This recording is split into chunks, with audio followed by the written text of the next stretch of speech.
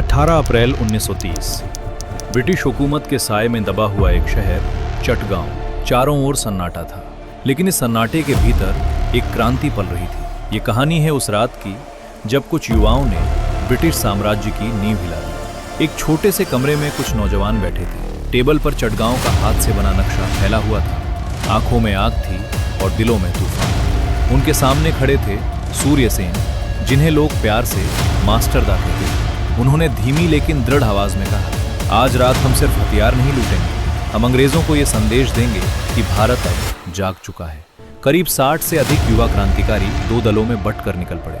उनका निशाना था ब्रिटिश पुलिस और सहायक बलों के शस्त्रागार। रात के लगभग 10 बजे अचानक सन्नाटा गोलियों और धमाकों की आवाज से टूट गया। दरवाजे तोड़े गए, अंग्रेज सिपाही घबरा गए और कुछ ही मिनटों में हथियार क्रांतिकारियों के हाथ में थे। लेकिन एक बड़ी समस्या सामने आई। उन्हें बंदूकें तो मिल गईं, पर गोलियां नहीं मिली। क्रांतिकारियों ने तुरंत अगला कदम उठाया। रेलवे लाइन उखाड़ दी गई, टेलीफोन और टेलीग्राफ की तारें काट दी गई। चटगांव अब अंग्रेजों से पूरी तरह कट चुका था। इसके बाद उन्होंने भारतीय ध्वज फहराया और अस्थायी रूप से स्वतंत्र चटगांव की घोषणा की। वो पल ब्रिटिश शासन के लिए एक करारा तमाचा था। अगले दिन अंग्रेजी सेना ने जवाबी हमला किया। स्थान था जलालाबाद की पहाड़ी।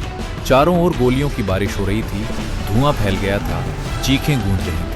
सीमित हथियारों के बावजूद युवा क्रांतिकारी बहादुरी से लड़ रहे थे। इस भीषण मुठभेड़ में कई क्रांतिकारी शहीद हो गए, लेकिन उनका साहस अडिग रहा। अंग्रेज बौखला चुके थे। चारों ओर तलाशी अभियान शुरू हुआ, गिरफ्तारियां होने लगीं और इनाम की घोषणाएं कर दी गईं। आखिरकार 1933 में सूर्य सेन को गिरफ्तार कर लिया गया। उन पर अमानवीय अत्याचार किए गए, लेकिन उन्होंने अपने साथियों का नाम नहीं बताया। 12 जनवरी 1934 को उन्हें फांसी दे दी गई।